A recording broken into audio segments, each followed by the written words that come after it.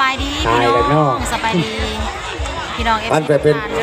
อะไรเนี่ยมันก็หาโมงแรงคนละแต่เฉลียวชัญญาณแบบนี้ลงมาถ่ายคลิปเด็กน้อยฟ้อนผู้ใหญ่ฟ้อนงาม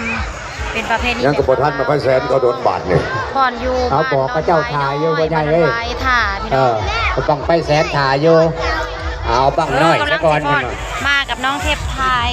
สายลูกสบายดีป่าเลยเอาไปจังไดหน้าดนตรีเฮาไปหน่อยใช้ฐานะฟ้อนและสัญญาณท่านคนว่าทัดสมัยว่าสั่งว่าท่านยิงเลย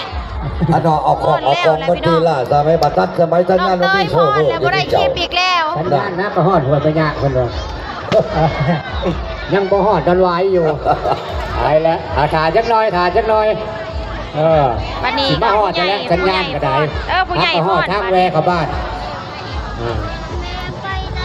เอาปื้อประการมาทันอยู่สะ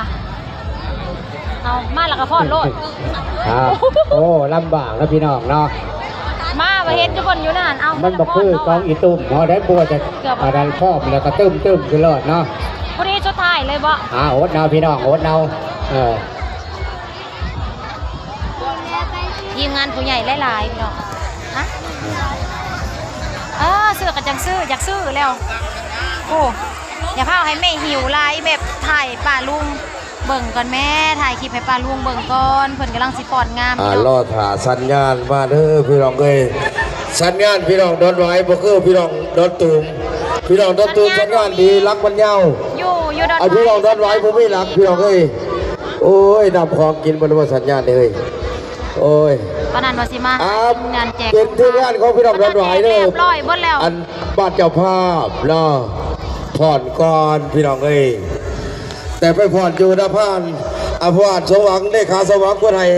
ล้านหนึ่งไปเลยว่าสัตว์พี่น้องโดนไว้ผ่อนง่ายไปรีพี่น้องน่าอดีตอันทักเลขาพอเราว่าพูดใจหลายเจ้าอดีตถือว่ารักษาน่าเข้าหลบธรรมเนียมพี่ก็พอดีอันนี้ก็ของชาวลาวพี่น้องเอ้ยน่าเส้นมีนี่เป็นอีกลักษณ์อันหนึ่งได้พี่น้องเอ้ย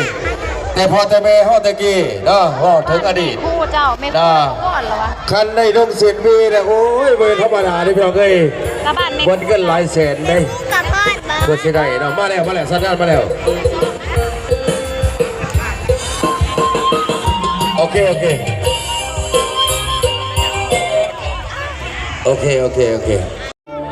ารย์ทานในก็พอเลยจะคู่ในบริบาลนี่พอใจล่าดูที่แล้วขับแล้วพวกเขาพี่น้องผ่านพ่อสีเลยพ่อใหญ่เลยนี่แต่คนงามๆเลยเนาะมาทำอย่างบ้างกันเยอะเลยถ้าเป็นอะไรที่ผ่านก็นี่ไงนี่นะไปพ่ออยู่บ้านน้ำพานคุณรักษามาสาวความบ้านน้ำพานในที่หนึ่งเนาะพี่เรานั้นไหวเจ้าโอ้ยคือเสาที่หนึ่งคือเขาที่บอกกันได้ที่งานรับพรเนาะของบ้านนั้นไหวดึงเส้นมือแค่ตะโลเบี้ยใบเสื้อขาวแต่ดอกจำปาไม่ได้พอมันเลื่อนไปแล้วก็เอาดอกข้างกันได้เลยเก็บประทัดเก็บประทัด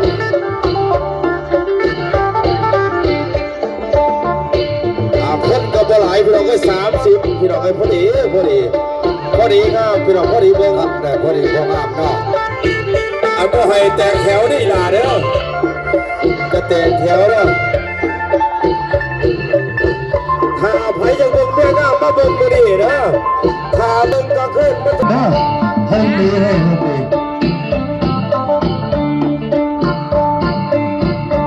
อันนี้คือว่ารักษาอีกครอบครัวนี้อันดีแล้วขอสาเราเฮาเด้อพี่น้องเอ้ยแสดงถึง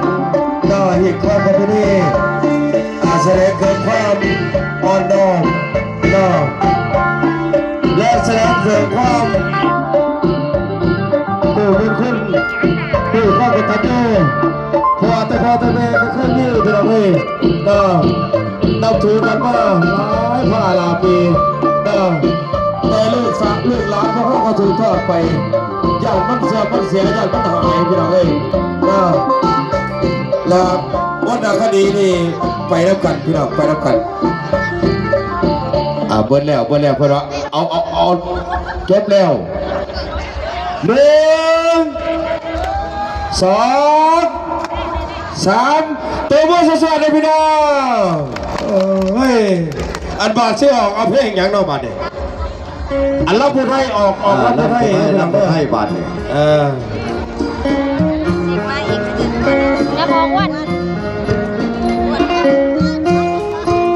ต้องทานพอดอยู่วันทานน้อยหนึ่งเรียกว่า เจ้าข้าว เป็นนักเกตเอาด้วยนักเกตเอาไม่เป็นตัวกำลัง โอ้ยมันจะกินข้าวไปซะเลยหอนนก ไม่แค่เป็นบททัน ไม่หอนนก ไม่พอดอยู่ไหม ไปท่าพลาดกลางแดดพี่น้องเห็นเขาก้มเขาเหลืองนกเขาหอกโอ้ยกินหอดเบี้ยซะแล้วล่ะกันไหนคณะพ่อจัด ชาเอ๋ยสาวผู้ไทยลงเสืออายน้องจังคอยได้ที่ฟังน้ำตาพังน้องไหลมาเอาคำแม่มาลงตุ่มก็ให้สาวไทยอายเอ๋ย ขันพอดงามเดียวดีพี่น้องเอ้ยไผ่อ่อนคือพอดนี่ลูกอันเอาผ้า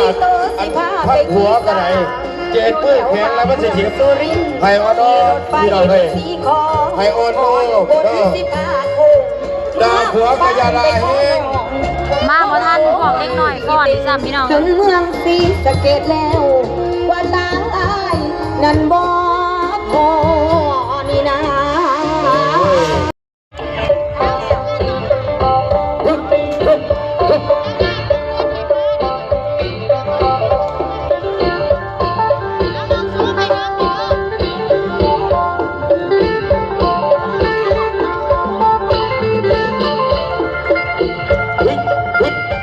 โอ้ยเสียวว่าไผ่ออกเลยพี่น้องเอ้ย ทำมาเรียนแง่มาเป็นเด็กกินน้ำ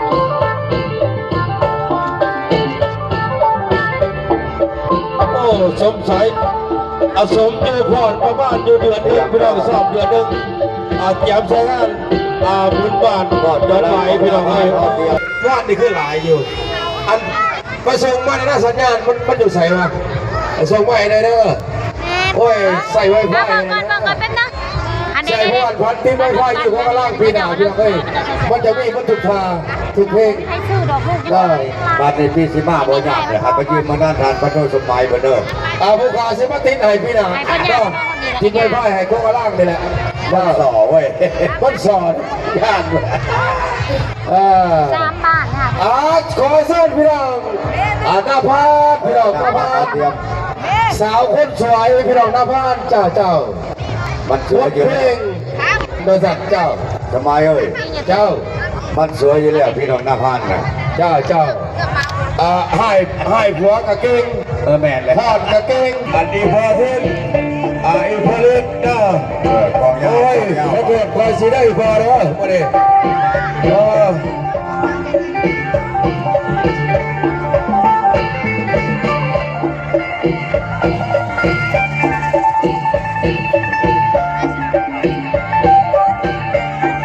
นิ่มน้ำเด้อนิ่มน้ำเด้อกองยาวไม่นิ่มได้เลย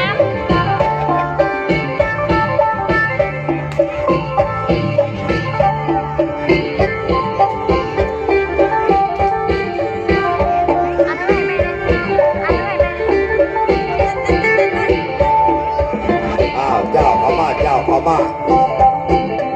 สมัยเอ้ยมีพลังน้ำแดง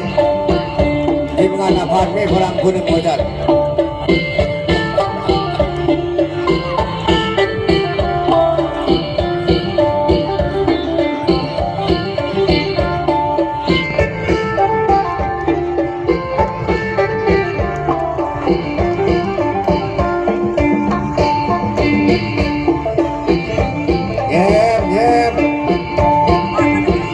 ไม่เป็นแขวเลยอย่าหัวเลย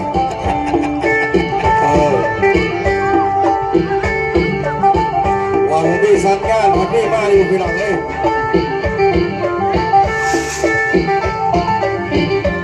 จังหวะกองยาวพี่น้องจังหวะกองยาวเอาพี่น้องทั้งนั้นคือแล้ว พูดแล้วพูดแล้วน้า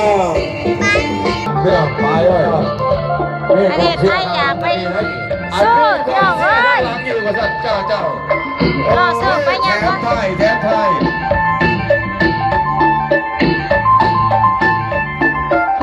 โมเมนต์ที่เป็นแดงนะพ่อนะพี่น้องมาแล้วเจ้า